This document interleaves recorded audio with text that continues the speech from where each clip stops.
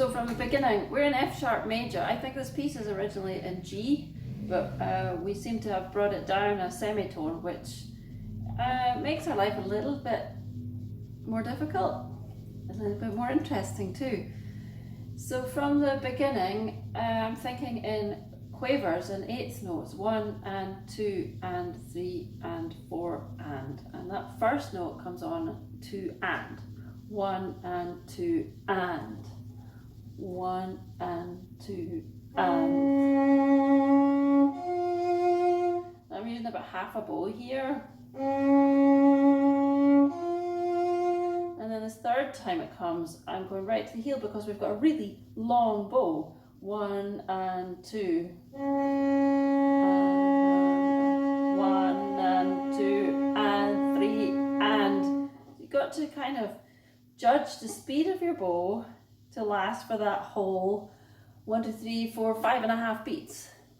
1 and 2 and 3 and 4 and 1 and 2 and 3 and. Now you see that line underneath? That means tenuto. Just means sustain that note as much as you can. So make it the full crotchet. Then we go into divise. The bottom line continues and the top line is going. So it's the same notes for the first 1, 2, 3, 4, 5, 6 or 7 bars. From here, from bar 9, we start on an up bow, so watch that because it's been down every time, down, down, down. Then we go down, we go up.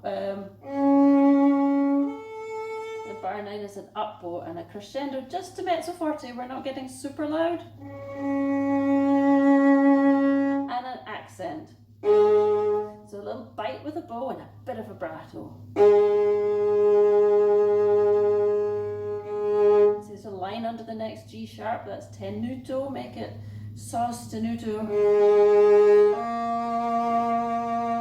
Now the next beat is 6, 7, 8, no, 2, 3, 4, 5 beats long, and somewhere in there you change bow. Now it's best if we don't all change bow at the same time or it'll sound like a whole new note.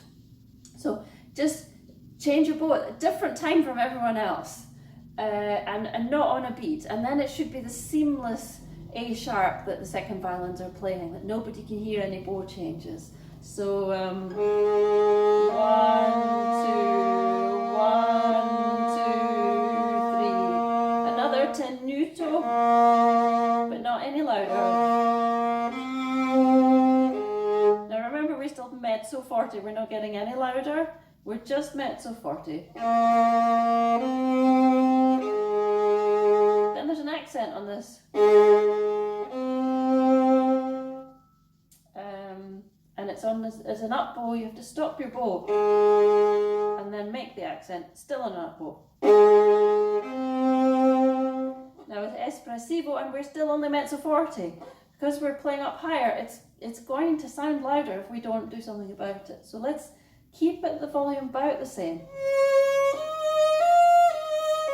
Accent. Accent. Now there's diminuendo, and then we sostenuto, tenuto with these lines all on. And I'm not playing it legato like. I'm playing.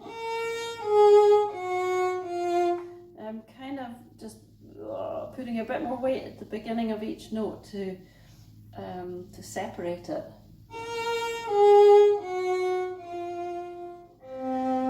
And that's just a short quaver. And a diminuendo on this down bow. And there's no crescendo, so again it would be really tempting to go. But no, it's all still, I don't know what volume, we were mezzo forte, it's diminuendoed, we're probably in piano.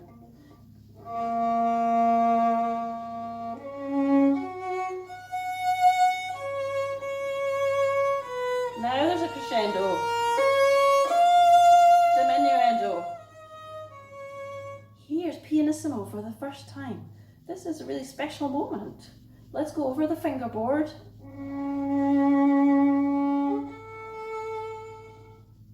And then a went then pianissimo and then a diminuendo. Now here we've got tremolo, P, triple P. We're going to be at the point over the fingerboard on one hair of the bow. So tip your bow away and just be on one hair. We just want like a really wispy sound, quiet as anything. And what am I doing with my arm here? I have no idea. How do I do this? I'm moving my whole arm. The whole arm is going like this. I kind of almost deliberately tighten my arm and shaking it like that.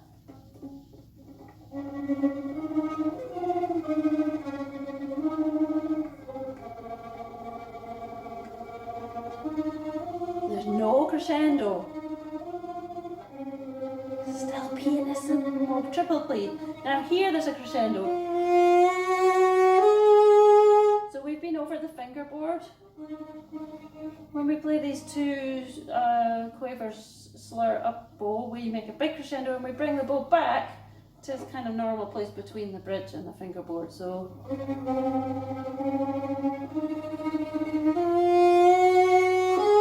and we crescendo up to 40. And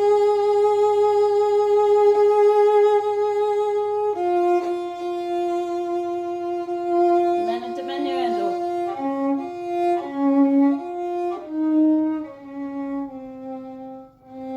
And that's a short note, and there's a very quick gap. I actually don't know how long it is when Anna Katrina is doing the conducting, but on this recording it's a very quick gap. Take off your mute. Crescendo molto.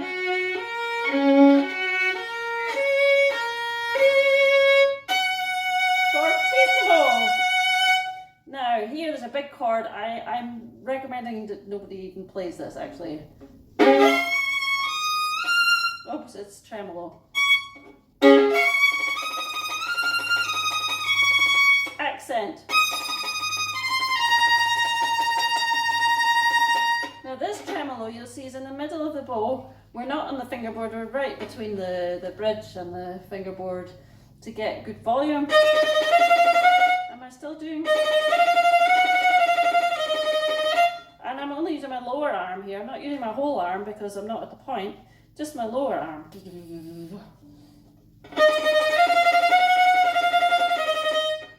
What's this called? Accent. And then the crescendo. Accent.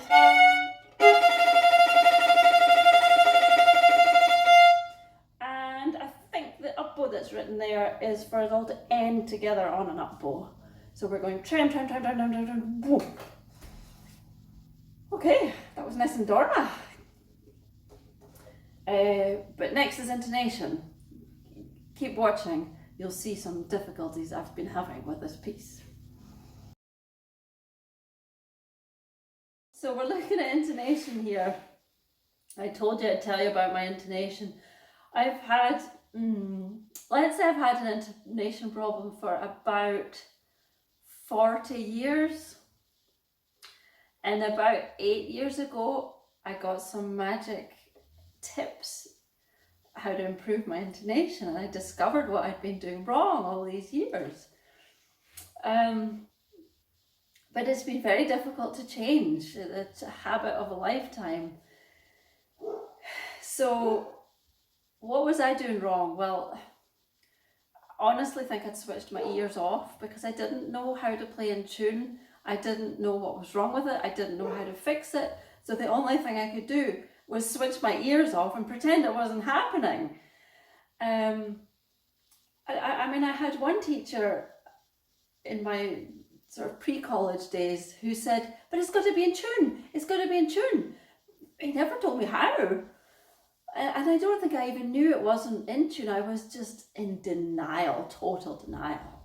So then I start to, look at my intonation a few years ago and like, this is not in tune. What did I do? I thought I'm I just got to get my finger down in the right place. It's too high, too low. I've just got to make sure I get my finger down in the right place, like first time. So once your finger's down, that was it. That was it. It's the wrong note. But this little magic tip I got was, if you put your finger down and it's in the wrong place, move it, adjust it. Now, it's going to sound a bit wonky at first. There's going to be lots of big adjustments, slow adjustments. It takes a while to react, like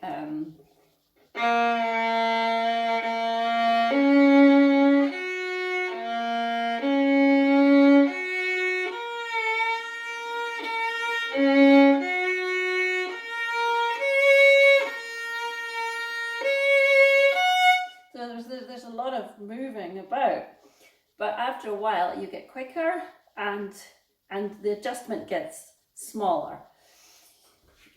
So this tip number one is put your finger down. If it's not in tune, move your finger. Now here's the problem number two for me, or problem number 1 or 3 or 7. If you put if you're clasping your violin as if you think someone's going to snatch it out of your hands, which is what I do, like I grip like crazy with my thumb and I press with my fingers. If you do that and you put your finger down in the wrong place, you need to adjust it, you can't. You're completely stuck, absolutely stuck fast to where you put your finger down. That was another of my problems, another 40-year-old habit that's been very hard to break. So my advice is, don't grip hard. Like, you're just letting the violin rest in your hand and you're not gripping with your thumb, and you're only pressing hard enough to make the string short enough for the note you're creating. So, but I don't know how to do that. I haven't been able to adjust my own tension.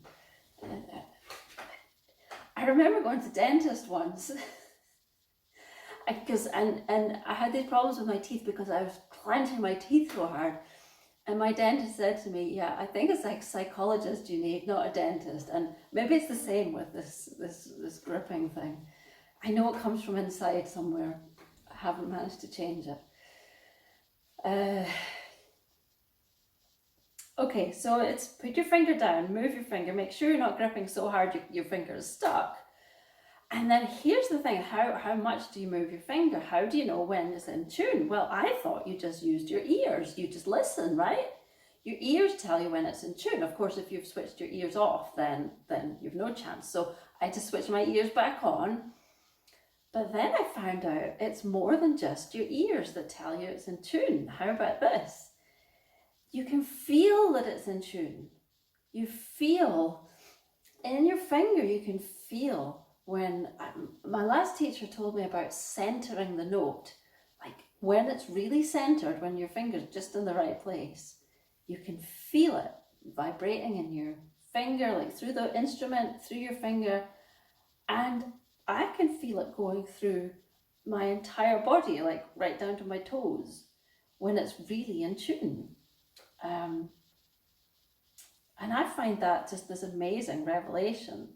I wish somebody had told me that 40 years ago.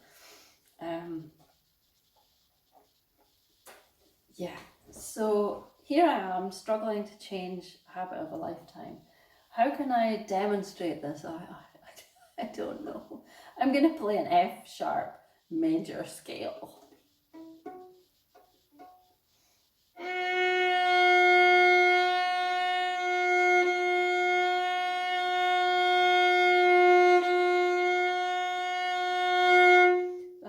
To find that first note and moving it around. I don't know if you can hear it, and I can't feel that the note is centered and the note is in tune.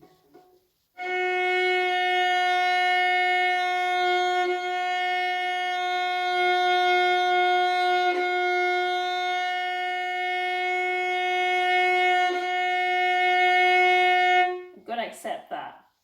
And I'm trying to do vibrato, and I don't want to do vibrato. Another habit of a lifetime. Stick your finger down, start wobbling some vibrato. I think when you're practicing intonation, it's better to just stop the vibrato altogether, but you'll see I keep doing it because the vibrato, of course, covers up the bad intonation, doesn't it?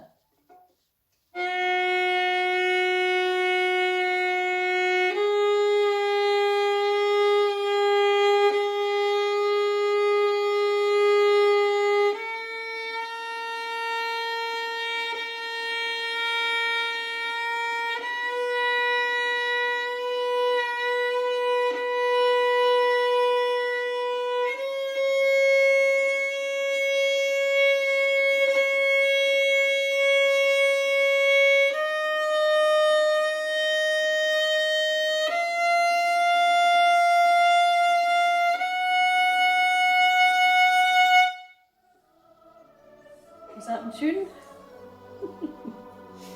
So it's quite a slow, laborious process, but I'm not sure there's any other way around it.